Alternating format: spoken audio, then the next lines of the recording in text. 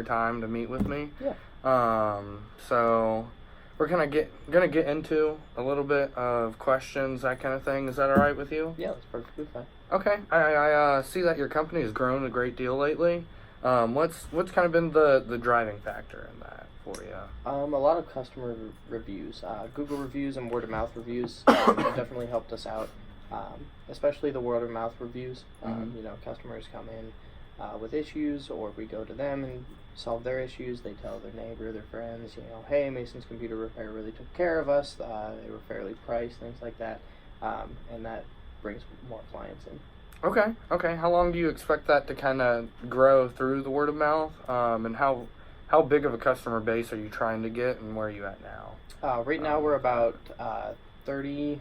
I would say 30 clients a month, roughly. Okay. Which isn't huge for a startup, but it's definitely going to grow over time. I expect that for the next couple of years to be our main source of growth through word of mouth and Google reviews and things like that.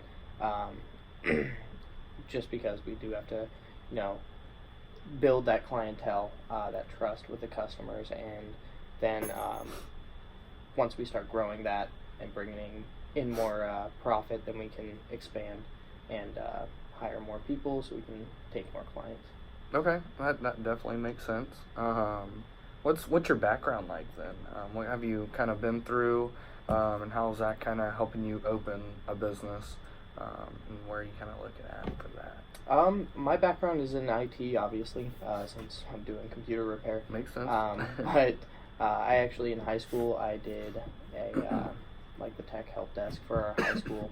So I was helping teachers, students, small businesses that would bring computers and other devices in, and we would help them out. So that was kind of like the starting. And then I did a little bit of a computer repair on the side in high school. And then I just decided to really push it through and start my own business. Okay. Is that like something online, or is it more brick and mortar that you're kind of looking to get into?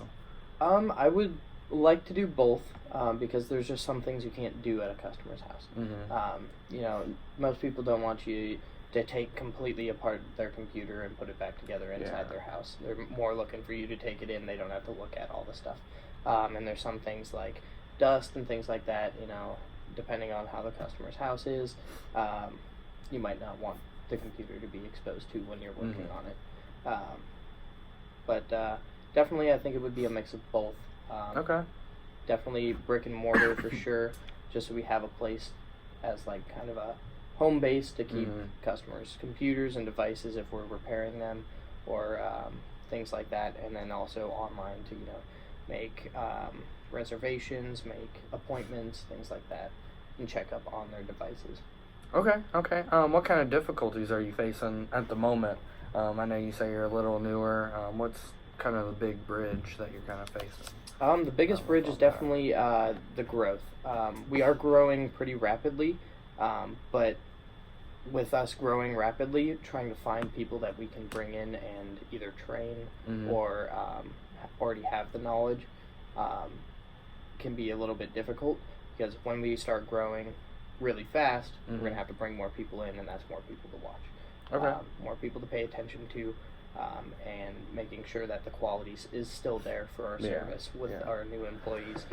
So I think that's our biggest bridge that we need to cross, since it's just me and one other person right now. Okay. Is there anything you're kind of using as far as like a communication line for that to keep people together, or what's your biggest problem as far as communication goes within the company, since you say you are growing? What's something that could help you kind of become a little bit more connected? I believe that right now we're very personal, so we use our personal phones and things like that because we are smaller. Most of these people that we're helping are repeat customers. We have that personal relationship, but I think in the future, keeping it more towards email or like through our directed website would make things a lot easier. Just to keep things easy for new customers and easy for us to manage as a company. Okay. What kind of risks are you seeing with that, if any, that might be holding you back as far as that connection goes? Because it is obviously contained a little bit. But. Yeah. The risks, as far as that, the communication is losing touch with the customer, or them Mhm. not wanting to go to the website, or them, wanting more of a personal connection with Mhm. us. Eventually, we will start branching away from the personal connection just because it is a professionalism kind of thing. Eventually, we will start pulling away from that, but at the same time, um, you know, it's still going. Oh, okay. All right. You're gonna have to edit that part out. Oh well. Okay. Some of the risks. Like, what are you worried about in opportunities, reaching kind of different people and having that opportunity? Is there anything you're specifically worried about in that? The main worry I have is bringing on new people, Mhm. because with me and my partner, we both know what our quality standards are. Yeah. We both can watch ourselves. We both can, do things like that. But bringing on new people, they might not have the greatest customer service, or they might not know everything that they Mhm. should, or something like that. And when it comes to clients' computers and devices, Yeah. a lot of those are very personal and have a lot of personal information. So making sure that stays under wraps and nobody, breaches that trust between us and the customer is very important. So bringing new people on can definitely be the biggest risk as far as I'm concerned. Okay. So if you, in a perfect world, how would you kind of secure that? Like, what would be your main glue to your organization? If everything was how you could perfectly describe it, anyway. I think it would be perfect if we could have a very trusted group of people that know what they're doing, that Mhm. got the customer service skills, and we don't have to really watch them anymore. They basically run themselves. It would be perfect. So they, critique themselves on their work. They make sure that they're up to security standards as far as the customer's information, making sure that their customer service is good, and making sure that they follow through with any promises or Mhm. customer complaints or things like that, making sure that as little as possible we can Yeah. reduce as much issues that the customer has after we have finished our job. Okay. What would be, like, not necessarily the perfect size, but what would be your perfect company operations day to day? Like, how many stores would you have? What are your goals for the future? I think since I believe that most of our business will be sending people out to homes. Mhm.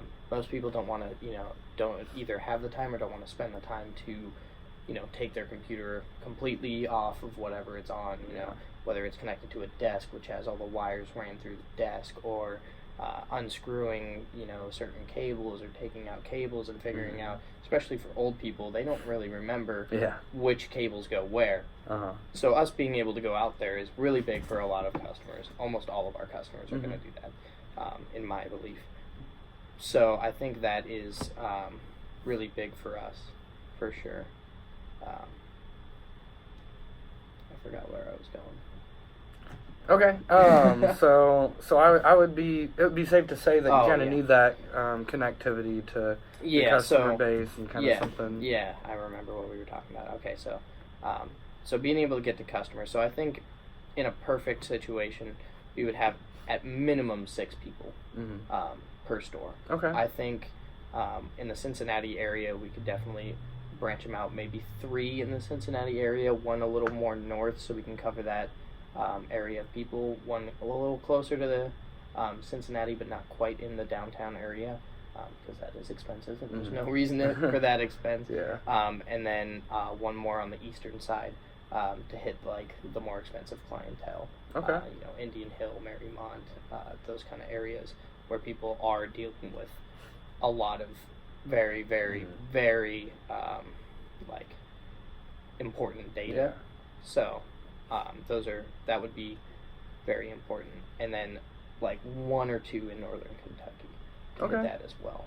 Okay, awesome. Well, I'm gonna look over a little bit of things, get back with you, and I look forward to meeting you again, hopefully here soon. We'll match up our schedules and see what works best. So thank you for coming out, man. Yeah, no problem.